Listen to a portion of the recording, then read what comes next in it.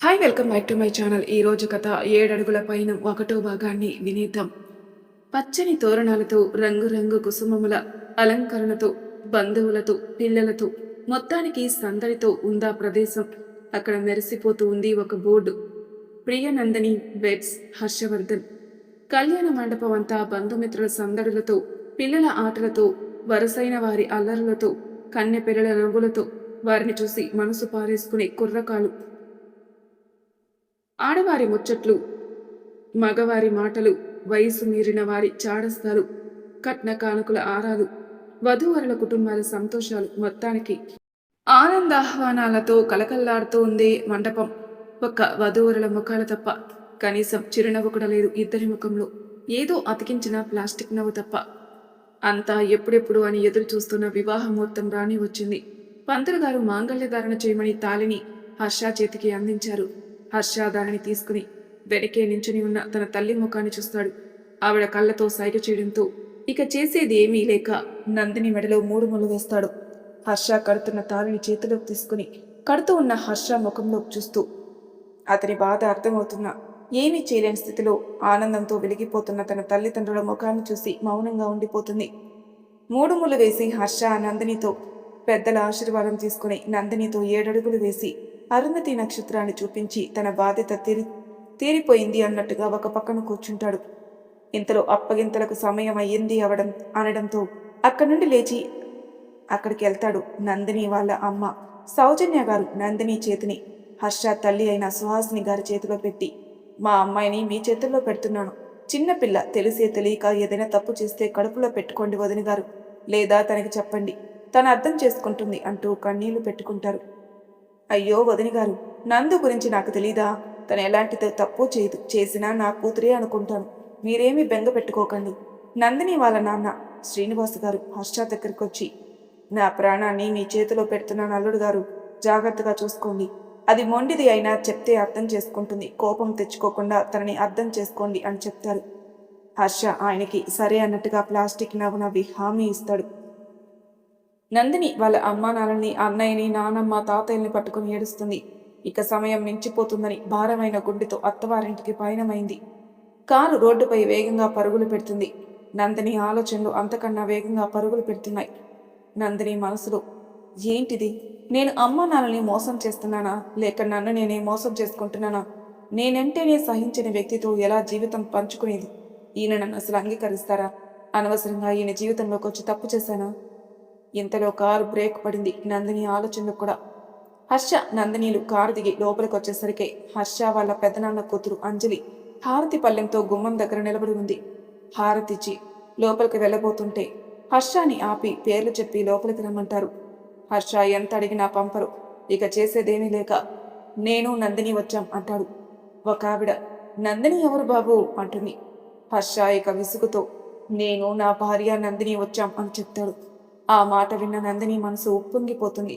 నందినిని అడిగితే, నేను నా భర్త హర్షవర్ధన్ గారు వచ్చాం అంటుంది. సుహాసిని గారు కొత్త దంపతులతో కుడికాలు పెట్టించి గృహప్రవేశం జరిపిస్తారు. నందినితో ఇంట్లో దీపం పెట్టించి ఇద్దరిని భోజనానికి తీసుకుని వెళ్తారు. సుహాసిని గారు వాళ్ళింటి ఆచారం ప్రకారం భార్యాభర్తలిద్దరూ ఒకరికొకరు తినిపించుకుని ఉపవాసం విరమించాలని చెప్తారు. ఆ మాటకి హర్ష, మామ్, ఇవన్నీ నా వల్ల కాదు, నువ్వు చెప్పినట్లు పెళ్లి చేసుకున్నాను కదా అని ఇలాంటివన్నీ పెట్టకు, నాకైనా ఆకలిగా లేదు అని వెళ్ళిపోబోతుంటాడు. సుహాసిని గారు హర్ష నాపి, నిన్ను నమ్ముకుని వచ్చిందిరా అమ్మాయి, కనీసం తన కోసమైనా చేయరా ప్లీజ్ అంది. తన కోసమా? అస్సలు చేయను. అన్నీ తెలిసి నేను ఇష్టం లేదన్నా నన్ను పెళ్లి చేసుకుంది. నా అభిప్రాయాల్ని గౌరవించని ఆ అమ్మాయి ఎప్పటికీ నా భార్య కాలేదు. తన కోసం నేను తినడం తినిపించడం లాంటివి పెట్టుకోకు, నేను వెళ్తున్నాను అని చెప్పి వెళ్ళిపోతాడు హర్ష.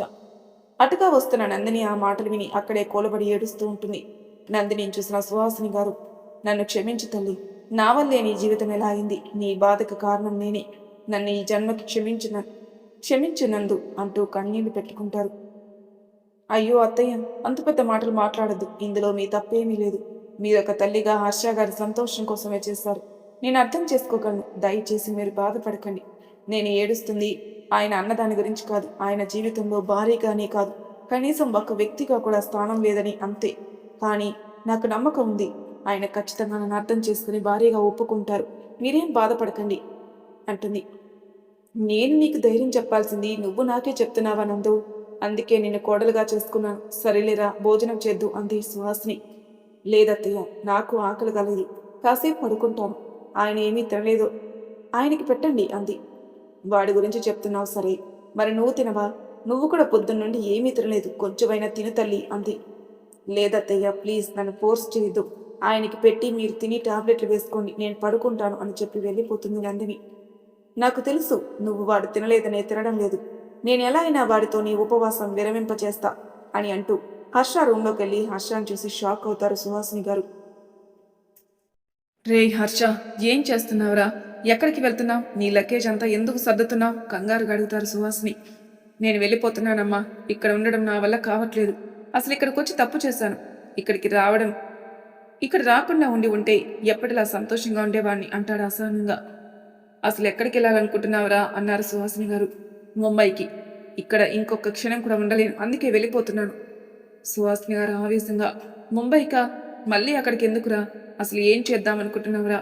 నేను నీ పెళ్లి చేసింది ఇలా అందరినీ వదిలేసి దూరంగా వెళ్ళి బ్రతుకుతావని కాదు, నీకు దూరమైన సంతోషాలు తిరిగి ఇవ్వడానికి. నేను నమ్మి నీ వెంట వచ్చిన ఆ పిల్ల జీవితాన్ని ఏం చేద్దామనుకుంటున్నావురా? పెళ్లిలో మీ మామగారికి ఇచ్చిన మాట పరిస్థితి ఏంటి?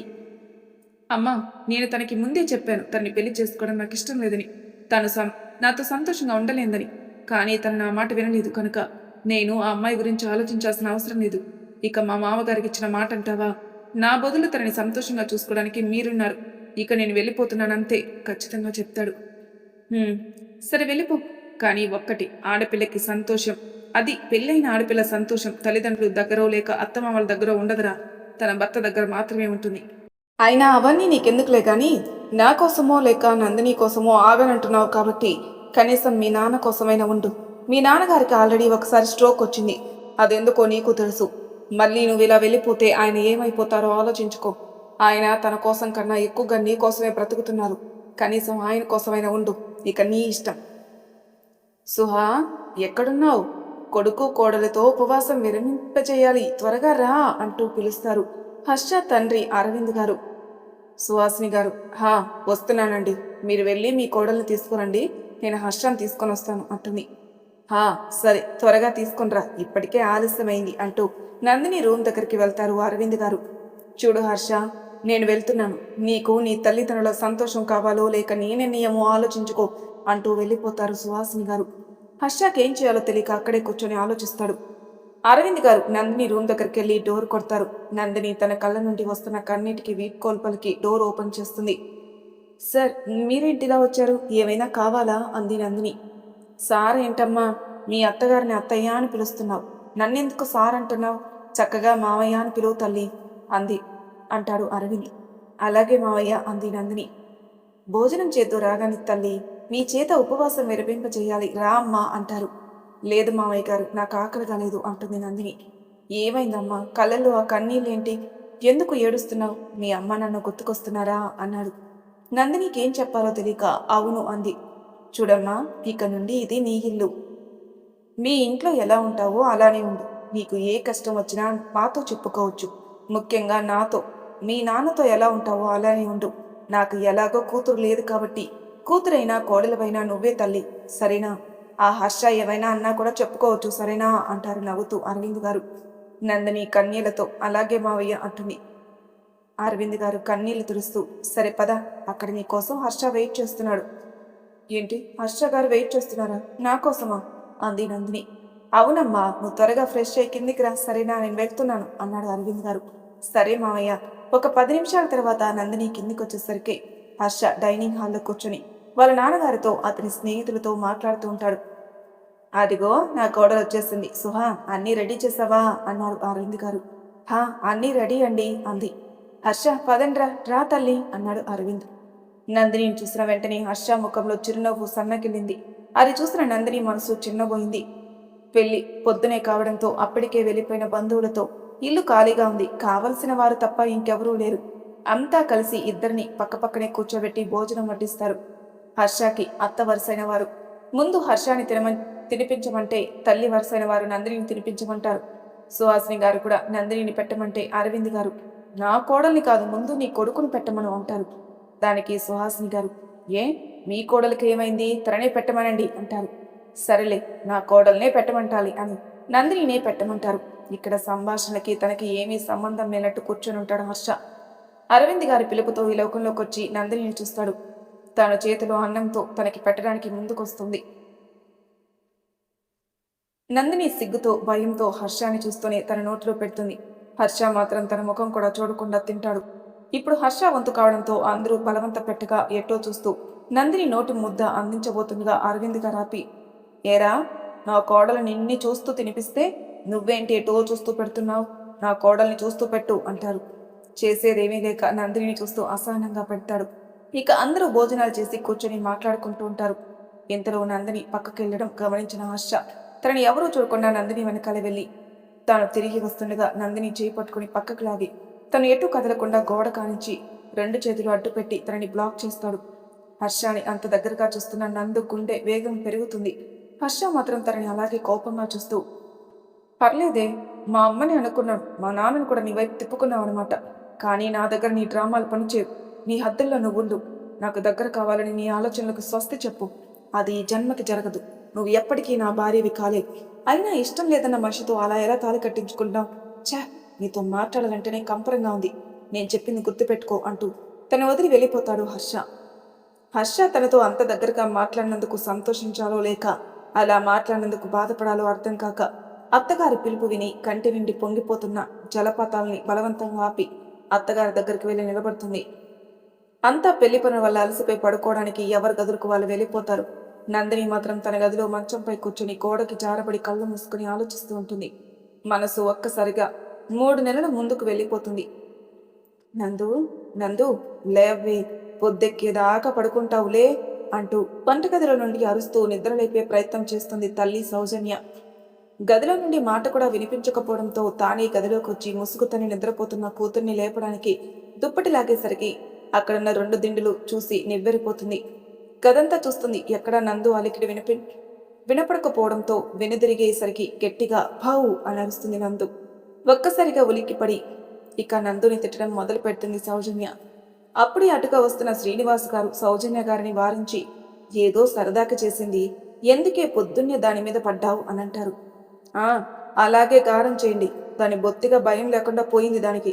రేపు పెళ్ళయ్యాక కూడా ఇలాగే చేస్తే నన్నంటారు కూతురికి ఏమీ చెప్పలేదు, సరిగా పెంచలేదు అని. ఇక దీని అల్లరికి ఆ వచ్చేవాడు పారిపోతాడు అంటుంది సౌజన్య. అలా అయితే ఇంకా మంచిదమ్మా. వాడు పారిపోగానే మళ్ళీ మీ దగ్గరకు వచ్చేసి నాన్న ఒడిలో పడుకుని నీ చేత్తో ముద్దులు తింటా. ఏమంటావు నాన్న అంటుంది నందిని. శ్రీనివాస్ గారు, ఏమంటా, నా చిట్టి తల్లి ఏమంటే అదే అంటాను అంటూ నందుని ముద్దు పెట్టుకుంటారు. మరి నేనేం చెయ్యాలా అంటూ వస్తాడు నందు వాళ్ళ అన్నయ్య అరుణ్. ఏం చేస్తావు, అన్నం తిన్నాక అలసిపోతా కదా, నాకు ఒక ఐస్ క్రీమ్ తెచ్చిపెట్టుకో అంటుంది నందు. నిన్ను అంటూ కొట్టడానికి నందు వెనుక పరిగెత్తాడు అరుణ్. నందు వెళ్ళి వాళ్ళ నాన్న వెనక దాక్కోగానే ఇక సైలెంట్ అయిపోతాడు అరుణ్. ఏంట్రా, నా కూతుర్ని కొట్టడానికి వస్తున్నట్టున్నావు అంటారు కోపం నటిస్తూ. అబ్బే, ఏమీ లేదు నాన్న అంటూ నందు వైపు సీరియస్గా ఒక లుక్ ఇస్తాడు అరుణ్. చూడు నాన్న, అన్నయ్య నన్ను ఎలా చూస్తున్నాడో అంటూ వాళ్ళ నాన్నకి కంప్లైంట్ చేస్తుంది. అరుణ్ వెంటనే వాళ్ళ అమ్మ వెనకకు వెళ్ళి నిలబడతాడు. అది చూసి, పోనీలేండి నాన్న, అన్నయ్యగా వదిలేయండి అంటుంది నందు. సర్లేరా, నువ్వు చెప్పావుగా, వదిలేద్దాం అంటారు శ్రీనివాస్. ఆ మనుషుల్ని ఎలా కూల్ చేయాలో బాగానే తెలుసు మీ తండ్రి కూతుర్లకి. ఎటొచ్చి నేను నా కొడుకేగా తింగరోళ్ళం అంటుంది సౌజన్య. మీరిద్దరూ తింగరోళ్ళ ఏంటి నాన్న, మీ ఆవిడ పొద్దున్నే జోకులేస్తుంది. అసలు ఇన్ని సంవత్సరాలు ఎలా వేగారు ఈవిడితో అంటుంది నందిని. ఏదో అలా నిన్ను చూసుకుంటూ గడిపేస్తాన్రా అంటారు శ్రీనివాస్ గారు. సర్లేండి నాన్న, ఈసారి వదిలేద్దాంలే, ఇంకేమైనా ఎక్కువ చేస్తే ఇంకో అమ్మను తెచ్చుకుందాం అంటుంది నందిని. నువ్వు ఎలా అంటే అలా బంగారం అంటారు శ్రీనివాస్ గారు. ఆ పని చేయండి, నాకు మీ ఇద్దరు గొడవ తగ్గుద్ది అంటూ వెళ్ళిపోతారు సౌజన్య గారు. శ్రీనివాస్ గారు, నందిని, అరుణ్ ముగ్గురు నవ్వుకుంటూ ఉంటారు. అవునే, ఈరోజు నువ్వు కొత్త జాబ్లో జాయిన్ అవ్వాలనుకుంటా అంటాడు అరుణ్. అవును, అందుకే పొద్దున్నే లేచా, గుడికెళ్ళి బయలుదేరతా అంటుంది నందిని. సరేరా, ఆల్ ది బెస్ట్ బంగారం అంటాడు శ్రీనివాస్. థ్యాంక్ యూ నాన్న అంటూ వాళ్ళ నాన్నని హత్తుకుంటుంది నందిని. సరే, త్వరగా రెడీ అవ్వు, నేను డ్రాప్ చేస్తా అన్నాడు అరుణ్. పర్వాలేదన్నయ్య, పద్దు వస్తానంది, అది కూడా నేను వెళ్ళబోయే ఆఫీస్కేగా వెళ్ళేది, ఇద్దరం కలిసి వెళ్ళిపోతాంలే అంది. సరేరా, జాగ్రత్త మరి అన్నాడు అరుణ్. అలాగే అన్నయ్య. ఇంతకీ ఆ కంపెనీ పేరేంట్రా అన్నాడు శ్రీనివాస్ గారు. హర్ష గ్రూప్ ఆఫ్ ఇండస్ట్రీస్ నాన్న అంది. అవునా? సరే జాగ్రత్త బంగారం అంటాడు శ్రీనివాస్ గారు. పద్దు రావడంతో ఇద్దరు కలిసి గుడికెళ్ళి ఆఫీస్కి బయలుదేరతారు. ఇందులో డోర్ కొడుతున్న సౌండ్ రావడంతో ఆలోచనల నుండి బయటకు వస్తుంది నందిని. కళ్ళు తుడుచుకొని వెళ్ళి డోర్ ఓపెన్ చేస్తుంది. అత్తయ్య ఈ టైంలో వచ్చారేంటి అంది. ఏమీ లేదమ్మా, రేపు ఇంట్లో వ్రతం ఉంది కదా, మళ్ళీ పొద్దున్నే లేవాలి. ఏమీ ఆలోచించకుండా పడుకో అమ్మా, అన్నీ అవే సర్దుకుంటాయి సరేనా అంటారు సుహాసిని గారు. అలాగే అత్తయ్య అంది. నందిని రూంలోకి వచ్చి పడుకొని ఎప్పటికో ఆలోచనతోనే నిద్రపోతుంది. మరి తర్వాయి భాగంలో ఏం జరుగుతుందో నెక్స్ట్ ఎపిసోడ్లో తెలుసుకుందాం. అంతవరకు నా ఛానల్ సబ్స్క్రైబ్ చేయండి, మళ్ళీ ప్లీజ్ సబ్స్క్రైబ్ చేసుకోండి. లైక్ చేసి షేర్ చేయండి. మీ అభిప్రాయాలు నాకు కామెంట్ రూపంలో తెలియజేయండి. Thank you for listening.